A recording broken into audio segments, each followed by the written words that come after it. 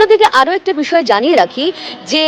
সবথেকে বড় কথা হচ্ছে যে বিএলওরা যেমন ৬০০ জনেরও বেশি, অন্তত ৬০০ জনের বিরুদ্ধে কিন্তু এই শোকজ করা হয়েছে এবং নির্বাচন কমিশনের তরফ থেকে মূলত ইআরওরা এই চিঠি পাঠিয়েছেন এবং